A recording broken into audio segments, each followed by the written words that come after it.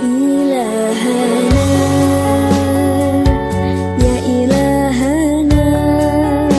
Assalamualaikum warahmatullahi wabarakatuh. Bismillahirrahmanirrahim. Alhamdulillahirrabbilalamin.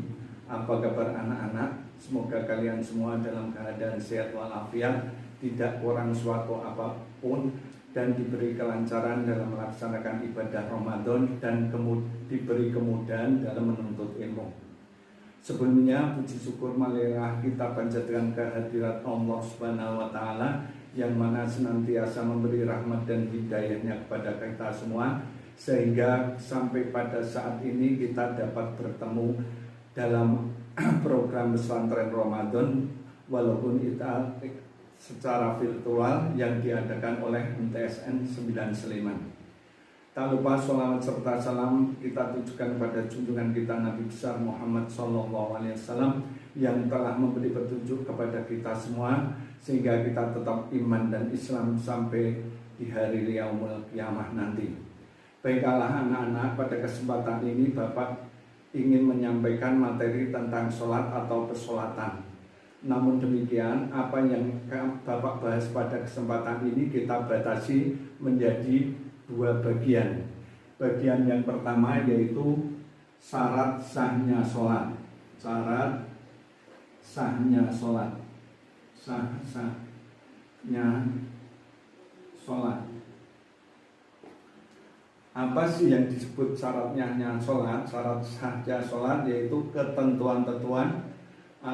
Saya ulangi, yaitu ketentuan yang harus dipenuhi agar salat itu atau sholat itu menjadi sah. Yang pertama yaitu syarat yang pertama yaitu beragama Islam.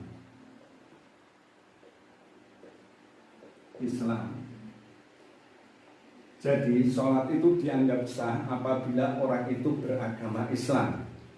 Selain agama Islam maka sholat itu tidak dianggap sah. Yang kedua yaitu balik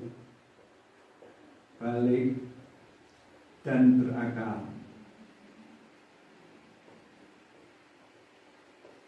Apa yang disebut balik? Balik yaitu fase dalam Islam di mana fase menuju kedewasaan. Biasanya untuk laki-laki ini ditandai dengan tumbuhnya jakun atau bahasa Jawanya kolomenjing dan mimpi basah, sedangkan untuk perempuan biasanya ditandai dengan datangnya haid. Yang ketiga yaitu suci dari hadas.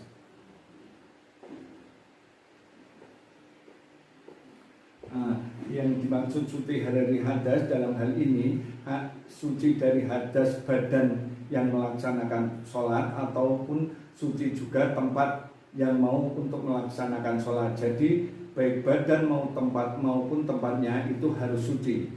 Sedangkan syarat yang keempat yaitu menutup aurat. Untuk aurat. Yang dimaksud menutup aurat dalam Islam yaitu sesuatu yang harus ditutupi dalam melaksanakan sholat. Adapun untuk laki-laki itu antara pusar sampai lutut. Toh pun demikian, sebaiknya kalau melaksanakan sholat kita harus berpakaian sopan karena kita menghadap Allah Subhanahu wa taala. Misalnya kita memakai kemeja dan sarung atau kemeja dengan celana panjang. Sedangkan yang kelima yaitu menghadap kiblat. Menghadap kiblat. Untuk kiblat umat Islam yaitu Ka'bah Al-Mukarramah, yaitu arahnya kalau di Indonesia itu arah barat, agak bergeser ke utara kira-kira 15 sampai 17 derajat. Kalau kita sering jamaah di masjid itu biasanya udah ada tanda-tanda arah kiblat atau penunjuk arah kiblat. Sedangkan untuk syarat sah yang terakhir yaitu masuk waktunya sholat. Waktunya sholat. Jadi syaratnya sholat itu sudah masuk ke waktunya. Misalnya untuk waktu asar itu kira-kira biasanya jam 3, dan biasanya karena kita sudah di zaman sekarang itu bisa kita melihat masjid-masjid kadang-kadang untuk syarat-syarat waktu itu sudah atau waktunya sudah masuk itu biasanya sudah ditandai dengan adzan lewat pengeras suara atau bisa kita melihat jam. Itu untuk yang season pertama, yaitu syarat-syarat tentang sahnya sholat. Untuk season yang kedua kita akan membahas tentang yang namanya rukun-rukun sholat. Untuk itu perhatikanlah rukun-rukun salat pada kesempatan berikut ini.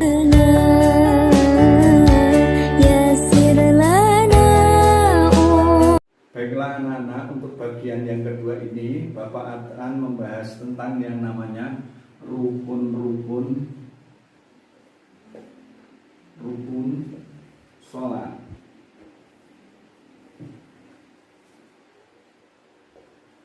Apa sih yang dimaksud dengan rukun-rukun salat? Yaitu rukun-rukun salat yaitu ucapan atau perkataan dan perbuatan atau tindakan yang membentuk hakikat dalam sholat, dan itu sudah secara Islam, hukum Islam itu diakui menjadi syar'i, dan itu apabila ditinggalkan tidak boleh diganti dengan sujud sahwi atau sujud karena kita lupa.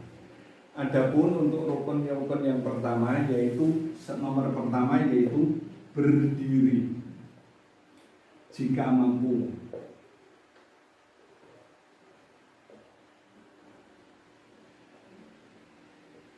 Nah, dalam sholat kita di rukunnya yaitu diwajibkan untuk berdiri jika mampu. Toh apabila tidak bisa berdiri ada keringanan bisa berbaring atau duduk.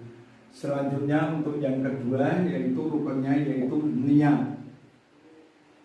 Nah, niat itu menjadi rukun pokok juga, karena dengan niat perbuatan kita dapat dihitung bahwa itu perbuatan itu sesuai amal kita atau enggak. Adapun niat sholat itu boleh diucapkan atau dilafalkan, boleh juga dalam hati. Sebagai contoh untuk dilafalkan itu misalnya usolli fardhu maghribi salasa rakaati mustaqbilal qiblati adaan lillahi ta'ala. Itu misalnya kalau mau diucapkan pada waktu sholat maghrib.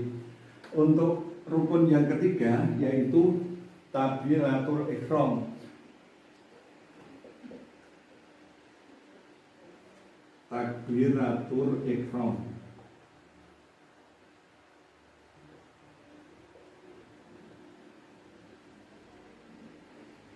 yaitu membaca takbir. Biasanya untuk pertama waktu kita sholat itu kita membaca takbir seperti Allahu Akbar, itu namanya takbiratul ihram. Sedangkan rukun yang keempat yaitu membaca Fatihah.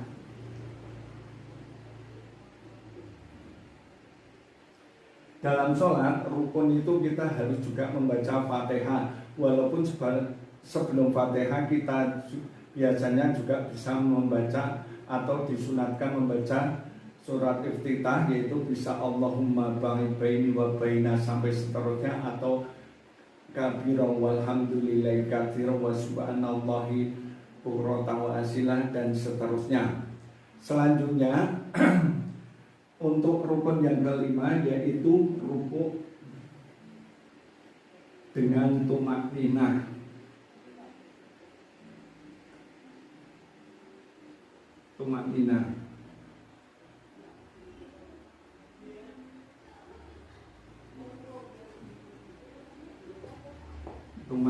maksudnya gerakan rukuk itu harus kita lakukan, karena itu termasuk rukun salat. Rukuk itu saya kasih contohnya begini.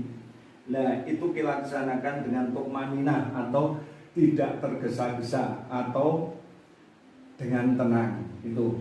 Untuk selanjutnya rukun yang kelima, yang keenam maksud saya, yaitu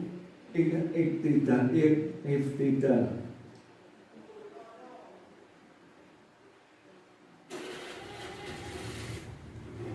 Dengan tumakninah juga.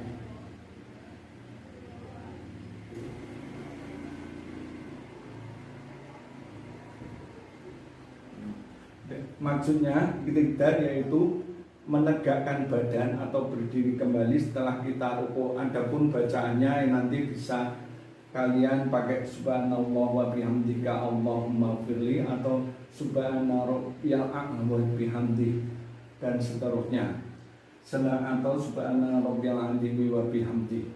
Untuk yang rukun yang ketujuh yaitu sujud dengan tumak nina. Adapun sujud kalian bisa tahu seperti sujud yang sering kita lihat. Untuk bacaannya nanti terserah kalian bisa pakai subhanallah wa bihamdika Allahumma firli, atau bisa pakai nanti subhana rabbiyal a'la wa bihamdi, subhana rabbiyal a'la wa bihamdi sebanyak 3 kali. Untuk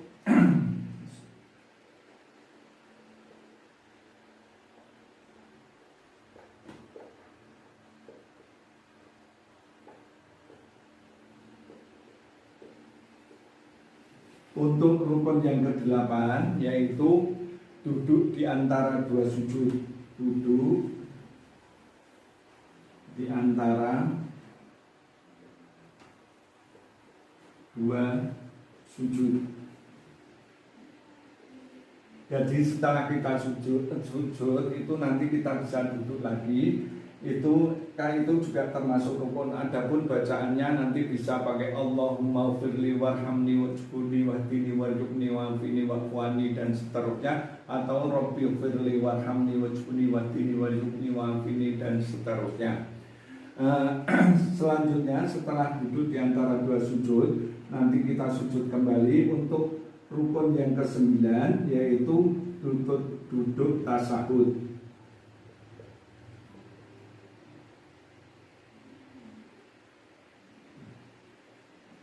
Nah, dalam duduk tasawuf ini nanti kalau yang terakhir itu ada yang namanya rukun yang ke-10 yaitu membaca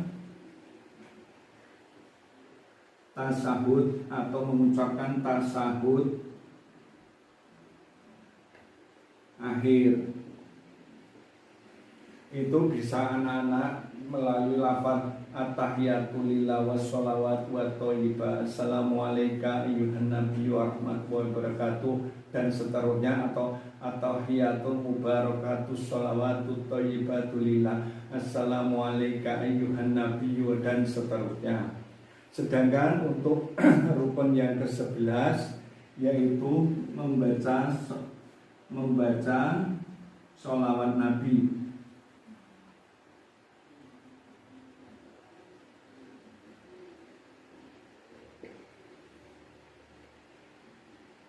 Adapun bacaannya Allahumma sholli ala Muhammad wa ala ali Muhammad kama sholaita ala Ibrahim wa ala Ibrahim wa barik ala Muhammad wa ala ali Muhammad kama barakta ala Ibrahim wa ala Ibrahim fil alamin innaka Hamidum Majid. Untuk selanjutnya rukun yang ke-12 yaitu salam. Setelah rukun-rukun sampai ke-11 kita ucapkan, nanti kita mengucapkan salam dengan cara menggeleng kepala ke kanan dan juga ke kiri. Adapun lafalnya assalamualaikum warahmatullah, assalamualaikum warahmatullah. Untuk yang rukun yang ketiga yaitu tertib.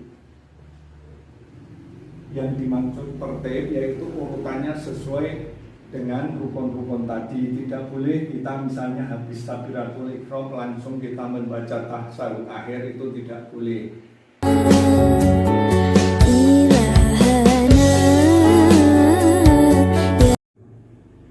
Baiklah anak-anak, sekarang Bapak ingin melakukan contoh ucapan dan gerakan sholat. Untuk yang pertama yaitu berdiri senyaman mungkin dengan menghadap kiblat. Selanjutnya kita membaca takbiratul ihram, Allahu Akbar. Selanjutnya kita lanjutkan dengan membaca iftitah. Apapun bacaannya boleh memakai Allahumma ba'id baini wa baina khotoyaya kama ba'adta bainal masyriqi wal maghrib. Allahumma naqqini minal khotoya kama yunaqqas thawbul abyadu minad danas. Allahumma sil khotoyaya bil ma'i wassalji wal bar. Atau bisa juga kita membaca Allahu akbar kabira walhamdulillahi katsira wa subhanallahi bukratan wa asila. Inni wajjahtu wajhiya lilladzi fataras samawati wal ardi hanifan musliman wa ma ana minal musyrikin. Inna sholati wa nusuki wa mahyaya wa mamati lillahi rabbil alamin. La syarika lahu wa bidzalika umirtu wa anna minal muslimin. Selanjutnya kita membaca surat Al-Fatihah. Bismillahirrahmanirrahim. Alhamdulillahi rabbil alamin. Ar-Rahmanir-Rahim. Maliki yaumiddin. Iyyaka na'budu wa iyyaka nasta'in. Ihdinas siratal mustaqim. Siratal ladzina an'amta 'alaihim ghairil maghdubi 'alaihim waladdallin. Amin. Selanjutnya kita membaca ayat atau surat pendek dari Al-Quran. Saya dalam hal ini mau membaca surat An-Nasr. Bismillahirrahmanirrahim. Wal 'ashri innal insana lafi khusrin illal ladzina amanu wa 'amilus sholihati wa tawassaw bil haqqi wa tawassaw bis sabr. Selanjutnya kita melakukan gerakan rukuk. Allahu akbar. Dan kita membaca bacaannya boleh subhana rabbiyal azim wa bihamdi sebanyak 3 kali, atau juga bisa membaca subhanaka allahumma rabbana wa bihamdika allahumma firli. Selanjutnya kita ibtidal, yaitu berdiri tegak seperti semula dengan membaca sami Allahu liman hamidah rabbana walakal hamd. Selanjutnya kita melaksanakan sujud Allahu akbar. Adapun bacaannya bisa pakai subhanaka allahumma rabbana wa bihamdika subhanaka allahumma rabbana wa bihamdika allahumma firli, atau boleh dengan membaca subhana rabbiyal a'la wa bihamdi subhana rabbiyal a'la wa bihamdi subhana rabbiyal a'la wa bihamdi. Selanjutnya kita duduk di antara 2 sujud dengan membaca Allahumma firli warhamni wajbuni wahdini warjubni wa'afini wa'fuani, atau juga bisa dengan membaca Rabbi firli warhamni wajbuni wahdini warjubni wa'afini wa'fuani. Selanjutnya kita sujud lagi dengan membaca subhanaka Allahumma rabbana wa bihamdika Allahumma firli, atau bisa juga dengan membaca subhana rabbiyal a'la wa bihamdi subhana rabbiyal a'la wa bihamdi subhana rabbiyal a'la wa bihamdi. Kemudian kita duduk tasyahud dengan juga membaca tasyahud akhir boleh dengan at-tahiyatu lillah wa sholawatu wat thayyibah. Assalamu alayka ayyuhan nabiyyu wa rahmatullahi wa barakatuh. Assalamu alayna wa ala ibadillahi sholihin. Asyhadu an la ilaha illallah wa asyhadu anna muhammadan abduhu wa rasuluh. Allahumma sholli ala Muhammad wa ala ali Muhammad kama shallaita Ibrahim wa ala ali Ibrahim wa barik ala Muhammad wa ala ali Muhammad kama barakta ala Ibrahim wa ala ali Ibrahim fil alamin innaka Hamidum Majid. Atau dengan at-tahiyatul mubarakatus shalawatut thayyibatu lillah. Assalamu alayka ayyuhan nabiyyu wa rahmatullahi wa barakatuh. Assalamu alayna wa ala ibadillahi sholihin. Asyhadu an la ilaha illallah wa asyhadu anna Muhammadar Rasulullah. Allahumma sholli ala Muhammad wa ala ali Muhammad kama shallaita ala Ibrahim wa ala ali Ibrahim wa barik ala Muhammad wa ala ali Muhammad kama barakta ala Ibrahim wa ala Ibrahim fil alamin innaka Hamidum Majid. Allahumma inni a'udzubika min adzabi jahannam wa min adzabil qabr wa min adzabi fitnati mahya wal mamat wa min adzabi fitnati masjid dajjal. Assalamualaikum warahmatullahi wabarakatuh. Assalamualaikum warahmatullahi wabarakatuh. Untuk tugas anak-anak yaitu merangkum apa yang saya sampaikan. Juga nanti kalau anak-anak juga menulis ucapan-ucapan sholat, baik itu doa iftitah atau doa tasyahud akhir. Kiranya itu yang perlu saya sampaikan. Kurang lebihnya mohon maaf. Assalamualaikum warahmatullahi wabarakatuh.